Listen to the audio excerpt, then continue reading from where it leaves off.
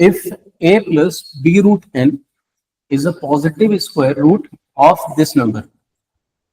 So we have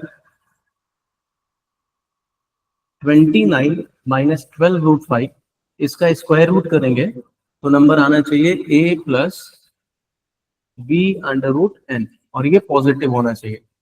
तो तरीका यहाँ पे ये है. इसके अलावा a और b इंटीजर होने चाहिए, n नेचुरल नंबर होना चाहिए, और फाइंड आउट करना है a plus b plus n का मैक्सिमम पॉसिबल वैल्यू. ठीक है, और इन ऑप्शंस के हिसाब से क्या मैक्सिमम होगा ये अपने को पता करना है. सो पहला स्टेप इसमें ये रखिए आप कि दोनों तरफ स्क्वायरिंग करते हैं, तो ये आ जाएगा 29 minus 12 root 5 is equals to a square plus b square n plus 2ab root n.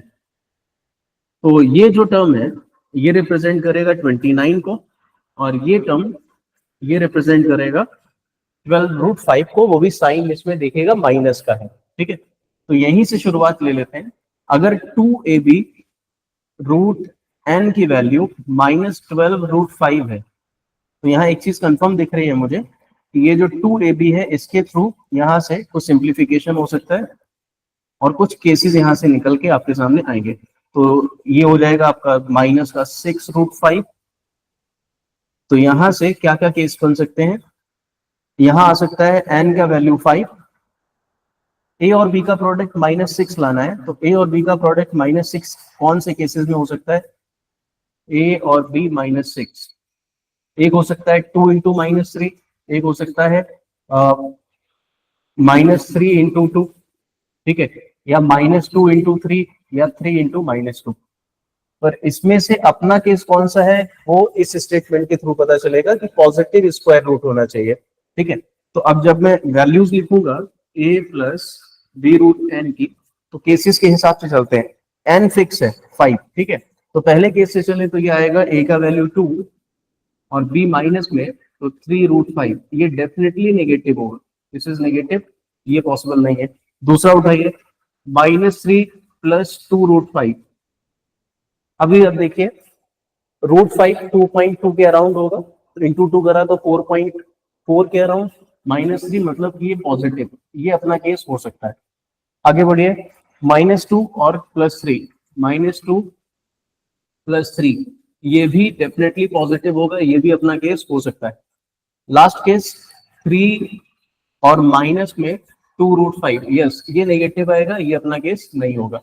तो ये दो पॉसिबल केसेस हैं. अब इसमें भी आपको a प्लस b और n को उठाकर ऐड करके मैक्सिमाइज करना है. ठीक है, तो अगर मैं पहले स्ट्रेट अवे यहां से वैल्यूज ऐसे उठा लेता हूं कि a plus b plus n, अगर मैं इस तरह से उठा लेता हूं कि ये माइनस 3 है, b 2 है और n 5 है. ठीक है, और यहां से माइनस 2 है, 3 है और n 5 है, तो यहां से केस आएगा